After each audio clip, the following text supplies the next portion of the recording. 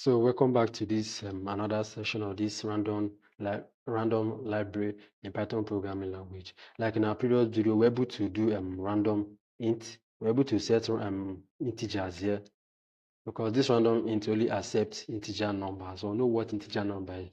Integer number is just number without a decimal point, and float are those one with decimal points. I've talked about this when I was talking about my previous video. I talk about what data types or what category data belongs to. So make sure to check it out so you won't get what we are doing confused. Like I said, in this video, we're going to put a float. Basically, what we're going to do is to know the function that accepts float as input, because this random int only accepts integer as an input. And what is the name of the function in this random module that accepts a float? It's called uniform. So we can say random dot what uniform.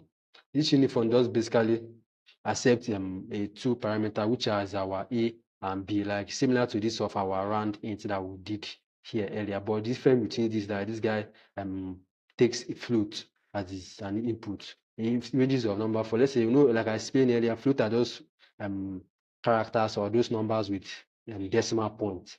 So let's give it a. Let's say a is equals. Remember that it's going to be a float, so we can say 3.5. This 3.5 signifies our input, so our starting point. Like I explained here before, I said this 0 is our starting and this is our end. So if I say generate a number from 10 to 20, I think there's no way I can tell you to generate a number from 20 to 10. Doesn't even make sense. So, and our b, remember it takes a float as an input. We can set our b to be, let's say 8 point. You can say 77 or 676 is a float. This random uniform is going to handle it. So let's print out to see our output on the screen. So let's run this. You can see I got 4.8, blah blah blah. Let me run it again.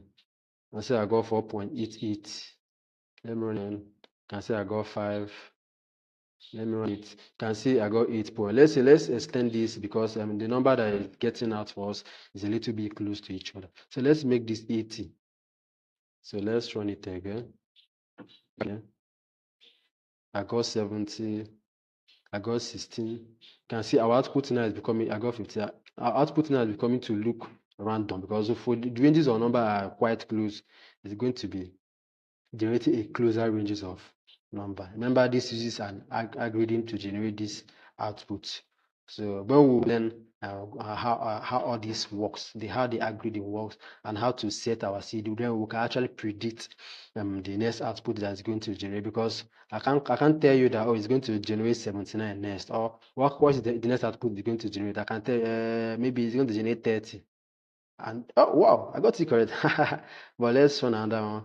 I got 11. Let's say the next output I can't predict. Let's say I said it's going to generate maybe 20 something. I can see I failed woefully, which is 79, because I don't know how the algorithm function and what the seed that was set on it to display this kind of output for us. So that is, we're going to, as we go on this video, once we follow up, we are definitely going to learn it. It's not hard to understand. I'm also going to understand what algorithms are exactly, because we'll be hearing algorithm. I'm going to explain that as we go on. So I think this is where we're going to stop for this video. And next video, we're going to do something really awesome with this random module. So I'll be happy to see you in the next video. Thank you for watching.